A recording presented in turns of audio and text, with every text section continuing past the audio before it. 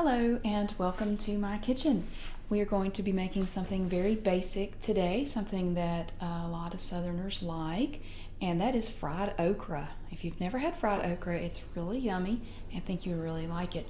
So I'm going to make some for you and show you how to do it. So let's get started. Okay, now to get started, I have all my ingredients here. It's very simple, very basic. You don't really need much to do this. First of all, obviously, you need some okra. And this is a certain kind, but you'll have different brands or different providers depending on where you are. This is Melissa's okra. Small, crisp, brightly colored pods that are a mainstay of Southern cooking, served fried or roasted. Add to soups and gumbo or pickle. And this was a 12-ounce container. Now I've not got all of it out. What I did, I got out most of it, and I have washed it, and I placed it over here to drain so it can dry a little bit. And I have, for the breading that we're going to put in it to bread it, I have a small container of House Autry. This is the chicken breader. You can actually use any kind you want. You can play around with different flavors and different spices. You could even make your own if you like to have certain seasonings and things in your breading. But this one to me is pretty good. It tastes good. It has some different spices in it, and I just think that the House Autry chicken breader is really good. So that's the kind that I've used here. And this is just a 2-ounce bag, or sorry, 2-pound bag of chicken breader. But they make different kinds, and you can really use anything you want to. My mom actually used a combination of cornmeal, flour, salt, and pepper, which was pretty good. But before we get started, I wanted to show you, my dad came by last night and he brought me the prettiest peaches. Now they're still green, but I wanted to show you these beautiful, gigantic, I mean, look at this. This thing's about the size of a softball. Look at that. Now it has to ripen. It's still green, but you can see this one is a little more ripe and it has more color to it. But where he lives, he has a friend who has peach orchards, and they've gotten a lot of rain lately, and sometimes when it rains a lot, the peaches will fall off the trees and they just rot. Or if there's a lot of rain, sometimes they just rot right on the tree. So they end up having to remove a lot of them. And what they do, they just take them off while they're still green. And sometimes you can save them. They'll still be good. You just have to let them sit for a little while. And as it sits, it will turn darker. It will get a darker color to it. And you can tell when it's more ripe, and it actually starts to smell a little different too. It starts to smell more like a peach. So anyway, while they're still green, they don't really have much of a smell. But I just wanted to show you these peaches, because I had them over here on the counter, and just want to show you those pretty peaches. Okay, so we've got our breader right here, and I just got it in a little bowl. See? And when it comes out of the package, it might have some clumps in it. So all I did, I just take my fork and I just break up the clumps like that. And when you move it around, you can kind of see, well, I don't know if you can or not, there are little flecks in there. There's pepper in there and other spices. So you can see what's in it. So I'm going to set this right here. Now I'm going to move my okra over a little bit. Now, there are different ways to prepare your okra for frying, and people do it different ways, but this is how I do it. And again, it's different for everybody.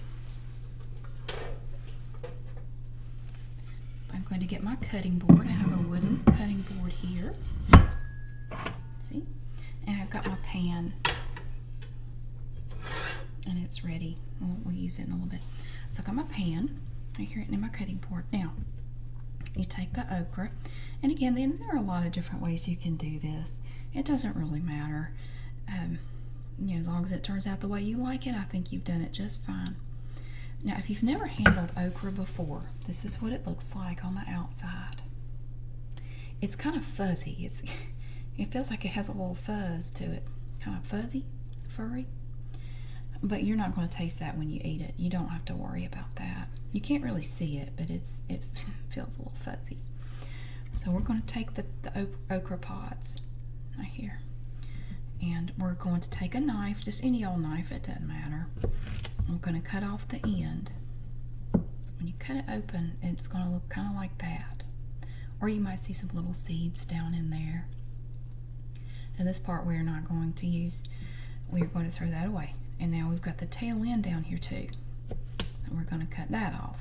And you can cut it about anywhere you want to. I'm going to cut mine about right here, like that. And you can see down in there now. These pieces are going to go in the trash. And I have a little trash bag on the floor down here. You can't see it, but I have it available. Now when you cut okra, it's going to be a little slimy. It'll stick to your knife, but that's all right. Now see, we've cut these, see? And now you can kind of see that there are some little seeds in there. Don't worry about that. And what I do, after I cut them up, I drop them in there. And you can put a bunch in there. It doesn't matter. And I mix them around. You just want to thoroughly coat them in the breading, like that. I'll leave my fork in there. So then you get another piece. You cut the end off here and here.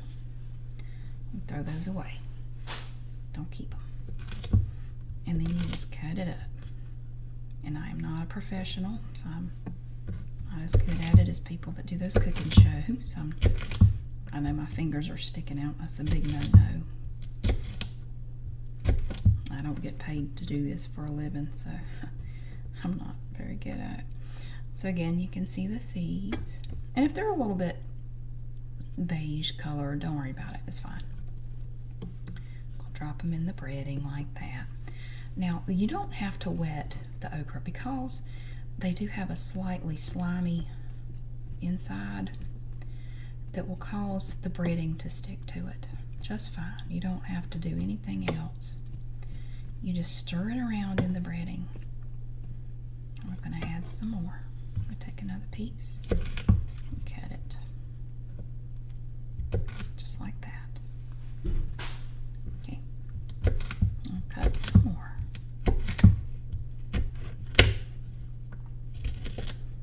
And don't cut your finger off. Okay, drop them in there. And you know, you can swirl them around in the breading. And they can sit in there. It's, you know, they're not going to get soggy or anything. They'll be fine. They can all sit in there while you're cutting up the rest. See? Little seed tried to get out. That's okay. This one's a little thicker. I am not a fan of boiled okra. That's nasty. That's slimy. I don't care for it. Now I love gumbo. Oh, gumbo's good stuff. Gumbo has okra in it. Now growing up, I always thought it was spelled O-K-R-Y because that's how it was pronounced. Everybody I knew pronounced it okra. Boiled okra, you know, fried okra. We had fried okra a lot. My dad loved it. And my mom would make it on a regular basis. Now, there are different kinds of okra. This is green okra. And a lot of people, even Southerners, don't know. There is a red okra, and it tastes a little different. But this is green okra. This is the most common kind you'll find, the green kind. But the red okra you can really only get during the hottest part of summer. And over towards the end of July, you can find it sometimes at farmers markets. But a lot of people don't grow it. Most people, if they grow okra, they grow this green kind. And it's really easy to grow. We used to grow it every summer when I was a kid. We grew green and red, though. We had both kinds. We had a big garden every year. My mom would can a bunch of stuff. Oh, that's hot work. That's hard work, too. Keeping up a garden. Personally, I don't care for gardening. To me, it will always just be work. I mean, that was one of my jobs as a kid, was to go out and weed that garden every day, and I hated it. I couldn't stand it. I'd rather rather just go to the farmer's market and pay somebody else for their produce. I don't want to grow it myself. It's starting to get full. I'm going to see how many. I don't know if we can fit many more in here. Let me see. You just turn them and coat them like that. Now here's what we can do. Now that we have quite a bit in here, we'll get the pan going. Now, that seed stuck to me. And yes, I did wash my hands and everything before I started. Okay. Now, we're going to prepare the pan to fry some of this okra. And what you do is take any old pan, it doesn't matter, any kind of cooking oil. The oil doesn't matter. Well, in my opinion, it doesn't matter. Some people might like different kinds, but this is just what I had in the cabinet. It's just some Crisco vegetable oil. So I'm gonna open it up. Oh God, I'm sorry. I'm gonna open it up, pour it in here. Now you want to put a pretty good amount. And you want to generously cover the bottom of your pan like that. It's completely covered. Now, I'll put it on the stove. And I'm going to try to move you over where you can see a little bit more of what I'm doing here. It's not terribly simple. Okay, now I got the pan. I'm going to turn on the stove. I'm going to turn on that burner. And I'm going to put it on about a medium heat. I'm going to let that heat up a little bit before I put any okra in there. I've never done this with an audience before. Well, I should say I've never done it with a camera recording my every move. All right, I'll just keep stirring it. It's gonna heat up the oil.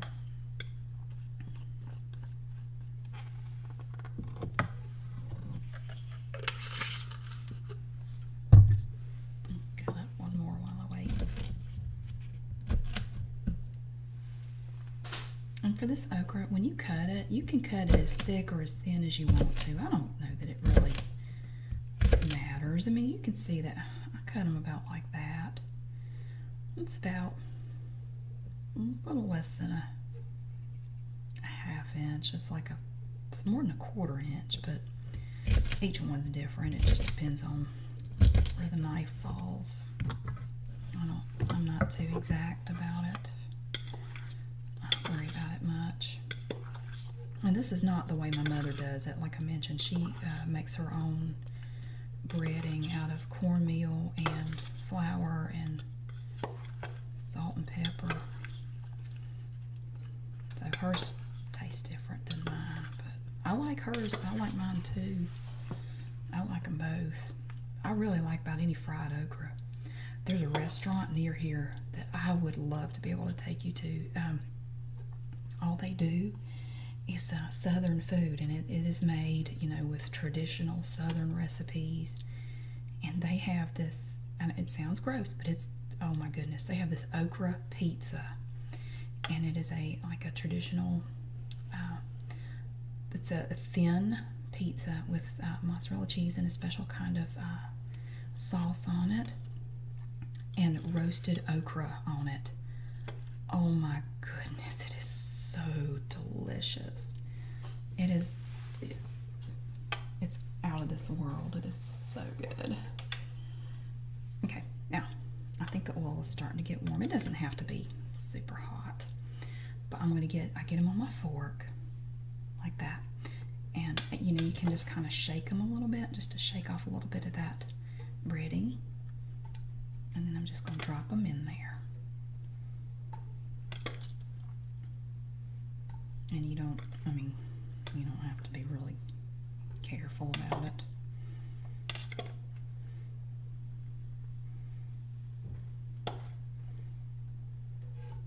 Doesn't really matter.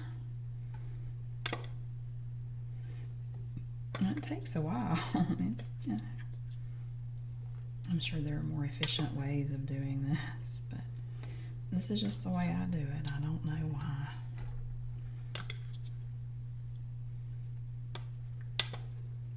See, I never learned from my mother how to make okra. I mean, I grew up eating it, but she was always the one who cooked it, and I never learned how to make it. So when I started making it, I just had to figure it out as I went. And I tried to remember how my mom did it, and I couldn't really remember how she did it. So I just had to kind of wing it and come up with something that I liked. I've started asking her for recipes and things of food that she makes that I like, because I know that once she's gone, I'm not gonna know how to make it, and I want to know how to make some of that stuff. But yeah, I found out about her okra after the fact. It's starting to fry a little bit. I can hear it in the pan. And you will have to add more oil because it soaks up the oil. And my burner is a little wonky. It's wonky. It's not level, which is a pain, but it's all right. This is the most temperamental oven I have ever used. Oops, get in there. Don't worry, it's going to be fried. It'll kill any germs.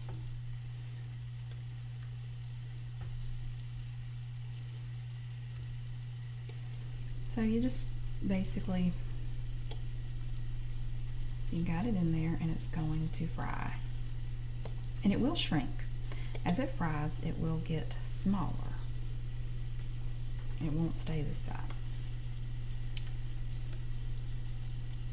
And you could actually, I like House Autry's breaders, but I think the chicken is my favorite. It's the best general purpose breader, in my opinion, taste-wise, for about anything you want to fry.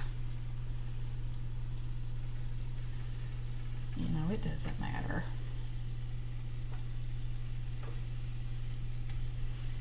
Turn up that heat a little bit, and we're going to add a little bit more oil. And we'll try not to pour it directly on the okra.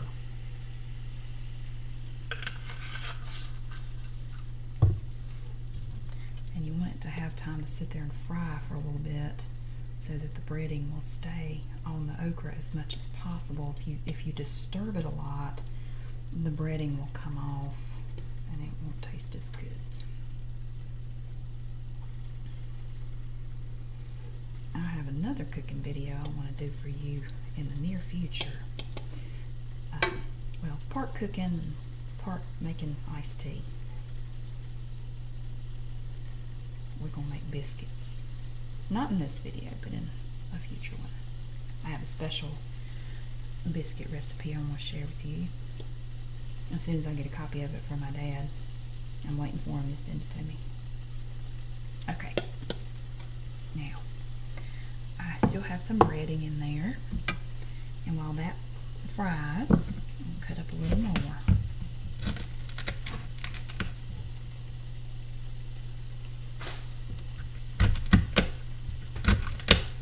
Ooh, that was tough. Sometimes you get a tough one.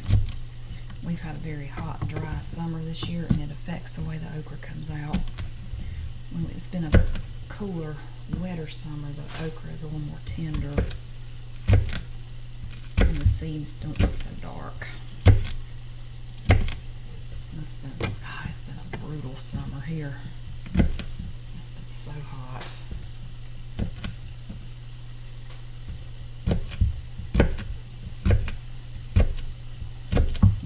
I think we've been spoiled. The last few years we've had pretty mild seasons, and we're spoiled. Well, this past winter was really mild anyway. Now see, it's just turning green. Look at that. It's alright. It's happy in there, I promise. Now if you turn up your heat too high, that grease will start popping out, and that is not fun. So you just have to get it where it's bubbling nice and happy like that. You don't want it popping out all over you.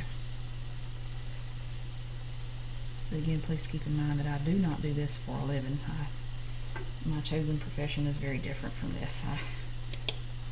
And there's good reason for that. I am not a cook by any stretch of the imagination. They'd throw me out of the kitchen if I tried to cook for anybody. Okay. The pan's getting mighty full. Now my mother would cook hers more than I cook mine too. She about burn hers. I mean, she get it nice and dark, but I typically don't. Now you can buy pre-breaded okra, frozen. It's usually over in the section with frozen vegetables. Now I don't know if they have them available everywhere. They probably don't. But in the South, you can buy frozen pre-breaded okra, and I think all you do is just throw it in the pan and fry it a little bit. But that, to me, it's nowhere near as good. Whatever they bread them with is just not as good. You see, I'm not adding any egg to this or water, anything at all. I'm basically just cutting it up and throwing it in this breading. Get out. And it's very, very simple. And it's a nice, yummy addition to any meal, in my opinion. Very basic, simple food. I'm going to cheat and pick it up. I'm tired of chasing it around the bowl. There. Now. And as I said, I did wash my hands. I'm good. So you can see it's starting to turn brown. And some of the breading will come off. I mean, that's just kind of unavoidable. But you boil it. You fry it, and it takes a while to fry, but it's worth it. It smells great. I wish you could smell this. It smells yummy.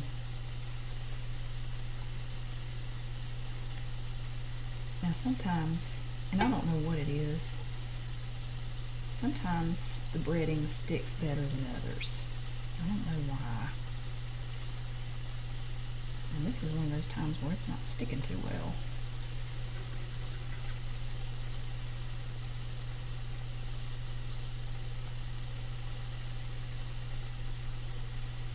You see, it's just nice and bubbling away.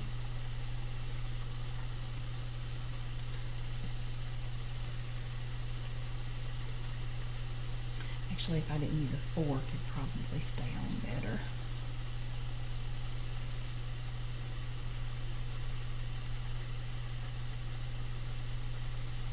And you can just turn it nice and easy.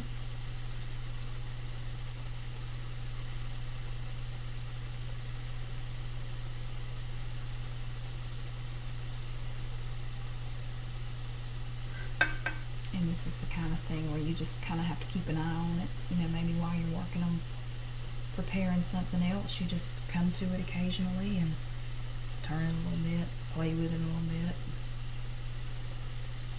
You just keep it moving. And it just gets to where it turns a darker and darker brown.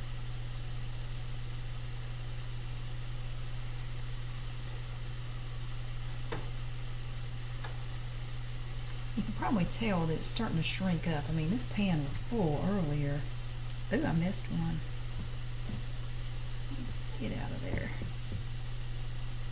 Not room for you now. Okay.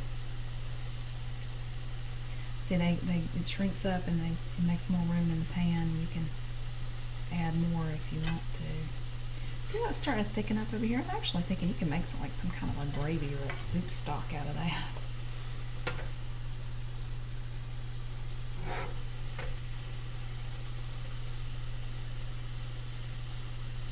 Smells so good.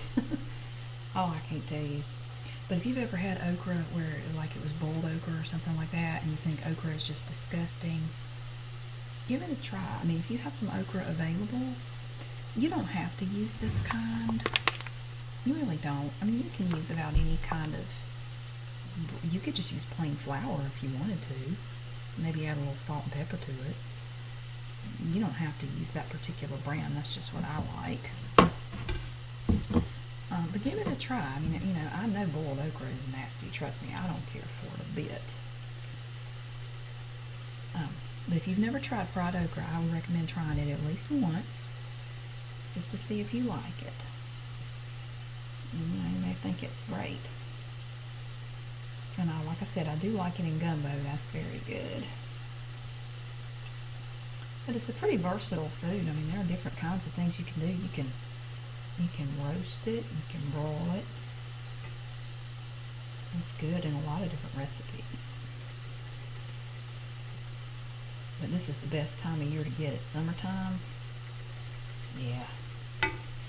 In most grocery stores, you could probably get it about year round, but it's going to be more expensive in the winter time, and it won't be as good either.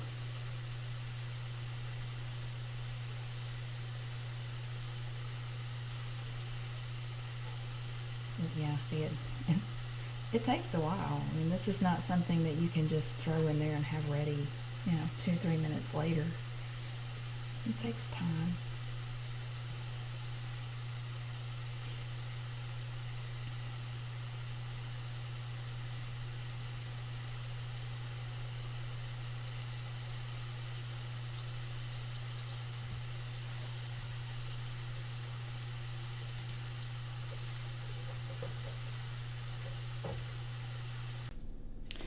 So, after I got the okra all nice and done, it took a little while to brown.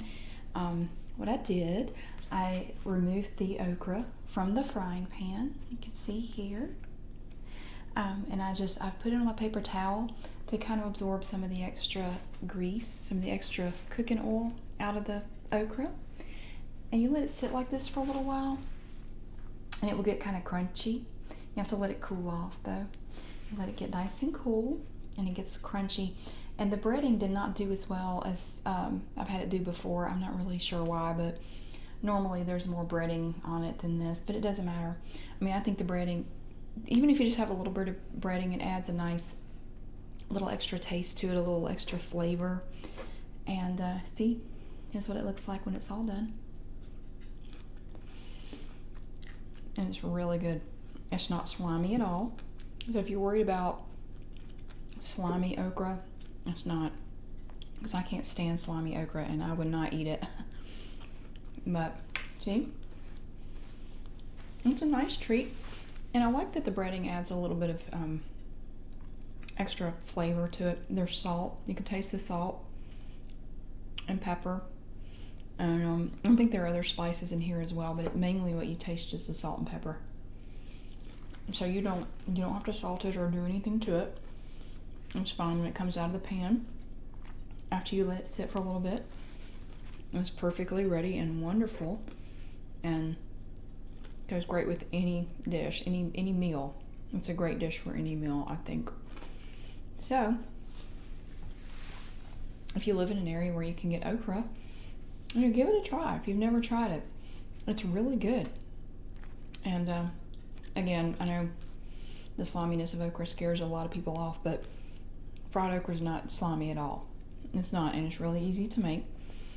So give it a try. And thanks for watching.